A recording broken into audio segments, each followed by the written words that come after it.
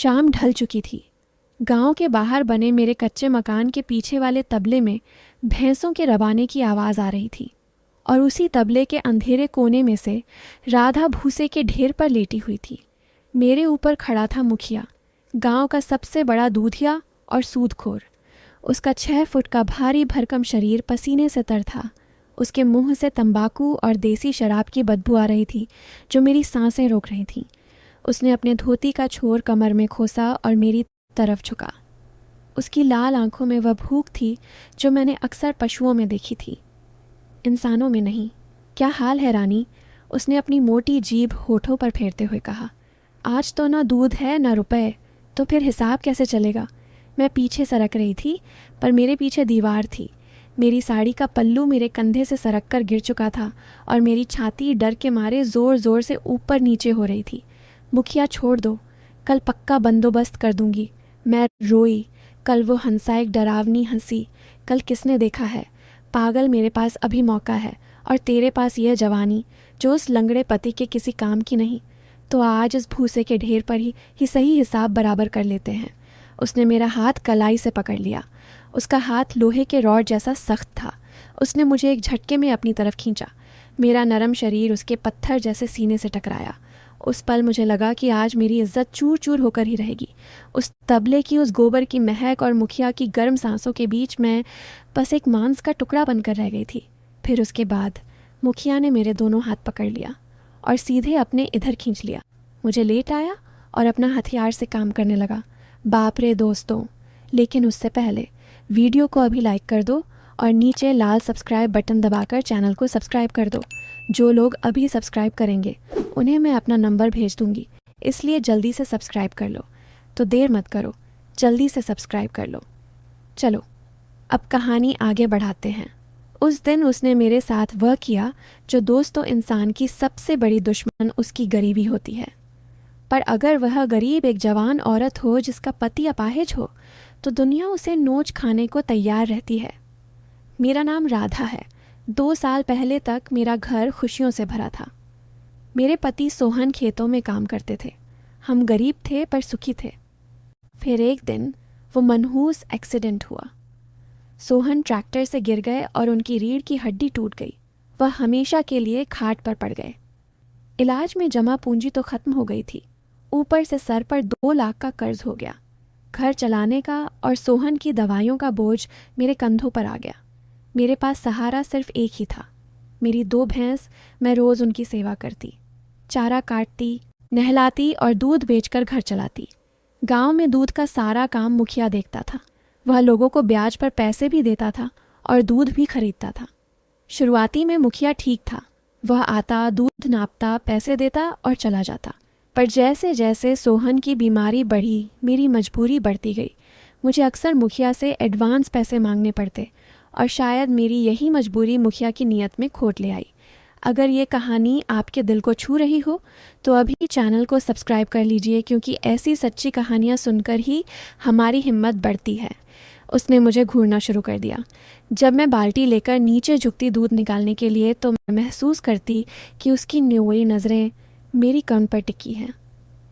जब मैं चारा उठाने के लिए सिर पर गट्ठा रखती तो मेरे ब्लाउज़ के खिंचाव को देखता। मुझे घिन आती थी पर मैं चुप रहती थी। कर्ज जो था, एक दोपहर में कुएं पर कपड़े धो रही थी। पूरी तरह भीगी हुई थी, साड़ी शरीर से चिपकी थी। मुखिया वहाँ अपनी जीप लेकर आया। उसने जीप चलाई और नीचे उतारा। आसपास कोई नहीं था। रानी, उसने मेरे भीगे बदन को देखते हुए कहा, बड़ी मेहनत करती हो, शरीर टूटता नहीं है क्या? मैंने पल्लू ठीक किया और नज़रें झुका ली। गरीबों का शरीर टूटने के लिए ही होता है। वो हंसा मेरे करीब आया, इतना करीब कि मुझे उसकी शराब की महक आने लगी। अरे तू कोई सहारा क्यों नहीं ढूंढ लेती? सोहन तो अब रहा नहीं किसी काम का। कोई मर्द चाहिए जो इस बदन की थकान मिटा सके। उसका इशारा साफ था। मेरा खून खोल गया, पर मैं डर गई। मर्यादा में रहो मुखिया।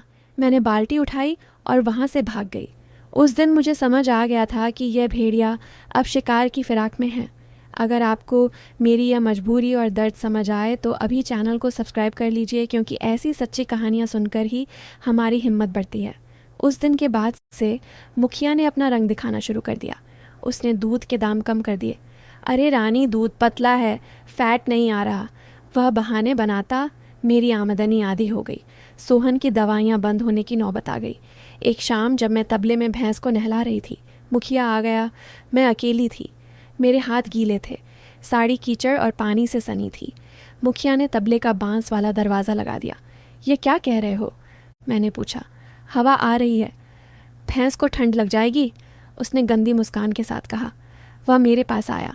भैंस जिसका नाम मैंने गौरी रखा था, वह मुखिया को देखकर रबाने लगी। गौरी को मुखिया कभी पसंद नहीं था। शांत हो जा। गौरी। मुखिया ने भैंस की पीठ पर हाथ फेरा और फिर धीरे धीरे हाथ खिसकाते हुए मेरी तरफ बढ़ा। रानी, 10,000 और चाहिए थे ना तुम्हें सोहन के ऑपरेशन के लिए? हाँ। मैंने उम्मीद से देखा। दूध से तो वह कर्ज जिंदगी भर नहीं उतरेगा। वह मेरे कान के पास आकर फुसफुसाया। पर तुम्हारे पास एक और दूध की नदी है। अगर वह मुझे पीने को मिल जाए तो सारा कर्ज माफ़। उसने मेरा हाथ पकड़ लिया और अपने गाल पर लगा लिया। उसका गाल खुरदुरा था। छोड़ो मुझे। मैंने उसे धक्का दिया। वो पीछे नहीं हटा। बस हंसा, अभी तो हाथ पकड़ा है। जिस दिन कमर पड़ूंगा उस दिन भाग नहीं पाएगी। सोच ले, सोहन की जान प्यारी है या यह कोरा बदन। वह चला गया, पर मेरे दिल में एक खौफ छोड़ गया। उस रात मैं सोहन के पैरों के पास बैठकर बहुत रोई। सोहन बोल नहीं सकते थे, बस उनकी आंखों में आंसू बह रहे थे। उन्हें अपनी बेबसी पर गुस्सा आ रहा था और वह कुछ नहीं कर पा रहे हैं। मैंने तय किया कि मैं मुखिया के आगे नहीं झुकूंगी, पर किस्मत को शायद मेरी और परीक्षा लेनी थी। अगर यह कहानी आपके दिल को छू रही हो तो अभी चैनल को सब्सक्राइब कर लीजिए, क्योंकि ऐसी सच्ची कहानियाँ सुनकर ही हमारी हिम्मत बढ़ती है। अगले ही हफ्ते सोहन की तबीयत बहुत बिगड़ गई। डॉक्टर ने कहा कि अगर शहर के अस्पताल में भर्ती नहीं कराया तो वह नहीं बचेंगे। खर्चा 10,000। मैंने पूरे गांव में हाथ फैलाए, पर सबने मना कर दिया। सबकी ज़ुबान पर एक ही बात थी, मुखिया से मांग लो। वह तो देने को तैयार बैठा था। मैं हार गई। मैं अपनी इज्जत का सौदा करने का फ़ैसला कर लिया थी कि जान बचाने के लिए। दोस्तों, एक औरत क्या क्या नहीं सहती अपने परिवार के लिए। अगर आपको लगता है कि मेरी मजबूरी सच्ची थी और मुखिया जैसे लोगों को सज़ा मिलनी चाहिए, तो इस कहानी को अभी लाइक कर दीजिए। आपकी एक लाइक मुझे अपना दर्द बयां करने की ताकत देती। मैं हूँ। अगर यह कहानी आपके दिल को छू गई हो तो अभी चैनल को सब्सक्राइब कर लीजिए, क्योंकि ऐसी सच्ची कहानियाँ सुनकर ही हमारी हिम्मत बढ़ती है। मैंने मुखिया को संदेश भिजवाया, शाम को तबले में आ जाओ। उस समय आसमान में काले बादल छाए हुए थे। बिजली कड़क रही थी। मौसम भी मेरी बर्बादी का जश्न मना रहा था। मैं तबले में गई। मैंने भूसे का ढेर ठीक किया।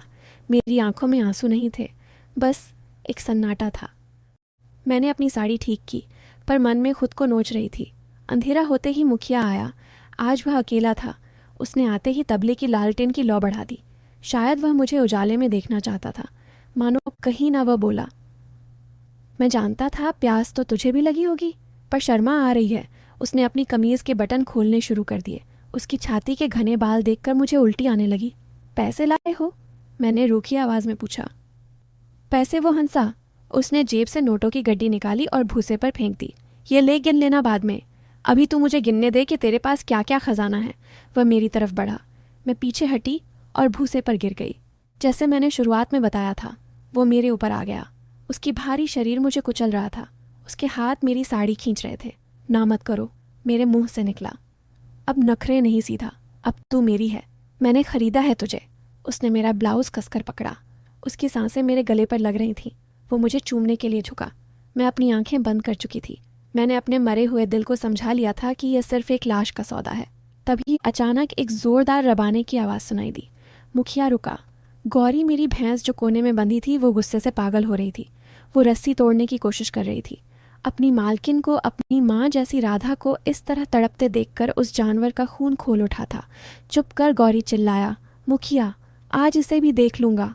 उसने मुझे फिर से दबोचा और तभी एक जोरदार टक्कर की आवाज़ आई। गौरी ने अपनी पूरी ताकत लगाकर वह खूंटा उखाड़ दिया था जिससे वह बंधी थी। आज़ाद होते ही गौरी किसी शेरनी की तरह मुखिया की तरफ दौड़ी। मुखिया कुछ समझ पाता इससे पहले ही गौरी ने उसे एक जोरदार टक्कर मारी अपने सींगों से।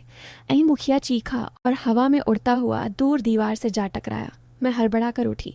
गौरी मेरे सामने खड़ी हो गई। एक मजबूत ढाल बनकर उसकी नाक से गर्म हवा निकल रही थी। वह मुखिया को घूर रही थी। मुखिया दर्द से कराह रहा था। उसकी कमर शायद टूट गई थी।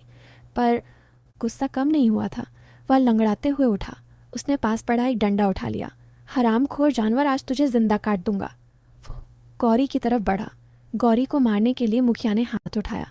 मेरे अंदर एक बिजली कौन थी। ये जानवर होकर मेरी इज्जत बचा रही है और मैं इंसान होकर बेबस बनी हूँ।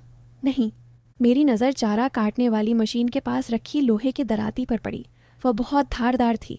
मैंने लपक कर वह दराती उठा ली। खबरदार मुखिया, मैं चिल्लाई। मेरी आवाज़ में अब वो गिरगिराहट नहीं थी, एक शेरनी की दहाड़ थी। मुखिया ने मुड़कर मुझे देखा। मेरे हाथ में चमकती हुई दराती और मेरी खुली हुई साड़ी, बिखरे हुए बाल। मैं उसे शायद साक्षात दुर्गा लग रही थी। अरे तू मुझे मारेगी? वह हंसा, पर उसकी आंखों में डर आ गया था। मैं मारूंगी, मैंने एकदम आगे बढ़ाया। तू क्या सोच रहा था? मैं मजबूर हो जाऊंगी। बेबस हूँ, इस दराती चारा काटती है, पर आज एक राक्षस का गला काटेगी। मुखिया ने डंडा तानकर मेरी तरफ झपटा। मेरी तो मैं उससे पहले कि वह मुझ तक पहुंचता। गौरी ने उसे फिर से टक्कर मारी। वह मेरे पैरों के पास गिरा। अब वह मेरे रहमो करम पर था। मैंने दराती उठाई और उसकी गर्दन के पास रख दी। उसका पसीना छूट गया। उसकी सारी हवा सांस लेने आई। गर्मी एक पल में गायब हो गई। रानी रानी नहीं, माफ़ कर दो, जान से मत मारना। वो गिरगिराने लगा। मैं दराती हवा में उठाई। नहीं, वह चीखा और उसने अपनी आंखें बंद कर ली। मैंने वार किया, पर गर्दन पे नहीं। मैंने दराती से उसकी धोती की गांठ काट दी। उठा अपने पैसे और निकल जा यहाँ से। अगर आज के बाद मेरे घर या तबले की तरफ देखा भी तो अगली बार गर्दन कटेगी, धोती नहीं। मुखिया जो गांव का शेर बनता था, आज वह भीगी बिल्ली की तरह अपनी धोती संभालता हुआ लंगड़ाते हुए वहां से भागा। वह चला गया। मैं वहीं गिर पड़ी। मेरा शरीर कांप रहा था। गौरी मेरे पास आई। उसने अपनी गीली नाक मेरे गालों से रगड़ी, जैसे मुझे चुप करा रही हो। मैंने उसके गले लगाकर बहुत रोया। उस रात एक जानवर ने इंसान का फ़र्ज़ निभाया था। अगर ये कहानी आपके दिल को छू गई हो तो अभी चैनल को सब्सक्राइब कर लीजिए, क्योंकि ऐसी सच्ची कहानियाँ सुनकर ही हमारी हिम्मत बढ़ती है। अगले दिन पूरे गांव में खबर फैल गई कि मुखिया को चोट लगी है। उसने किसी को सच नहीं बताया, शर्म के मारे। उसने मेरे पैसे भी वापस नहीं मांगे। उसका डर इतना गहरा था कि उसने दूध का काम ही छोड़ दिया।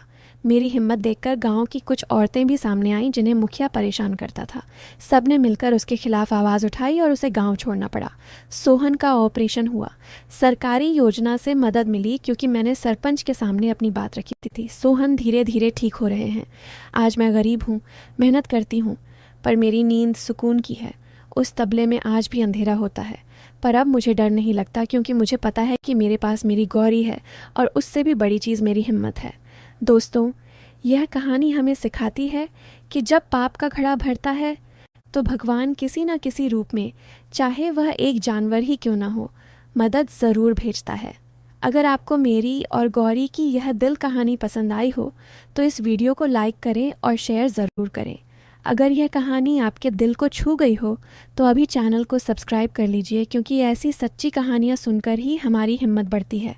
फिर मिलते हैं कोई नई वीडियो के साथ। धन्यवाद। अगर आपको मेरी और गौरी की यह दिल कहानी पसंद आई हो तो अभी चैनल को सब्सक्राइब कर लीजिए, क्योंकि ऐसी सच्ची कहानियाँ सुनकर ही हमारी हिम्मत बढ़ती है।